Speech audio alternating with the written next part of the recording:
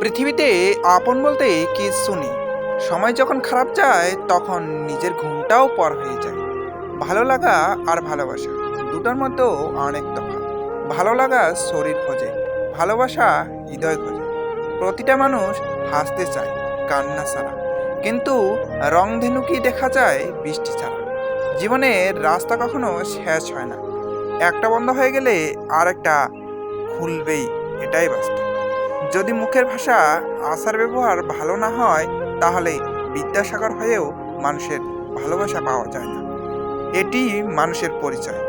বিশ্বাস করলে আঘাত করে, ক্ষমা করলে দুর্বল ভাবে, প্রশ্রয় দিলে মাথায় ওঠে, উপদেশ দিলে পাগল ভাবে, সম্মান করলে চাকর ভাবে, উপকার করলে অহংকার করে। কোনো সম্পর্ককে বাঁচিয়ে রাখার দায়িত্ব একজনের নয়, দুজনেরই হওয়া উচিত। মানুষ হঠাৎ করে হারিয়ে যায় না, দূরত্ব বাড়িয়ে ধীরে ধীরে জীবন থেকে সরে যায়। মানুষ হারিয়ে গেলে খুঁজে পাওয়া যায়, কিন্তু বদলে গেলে আর ফিরে পাওয়া যায় না। কে কি ভাববে, কে কি বলবে, এইসব চিন্তা ছেড়ে দিয়ে নিজের যেটা ভালো লাগে শুধুমাত্র সেটাকেই প্রাধান্য দিন।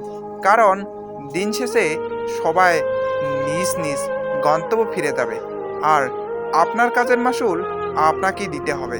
তাই নিজের সিদ্ধান্তকে গুরুত্ব দিন আর সুন্দরভাবে বাঁচুন।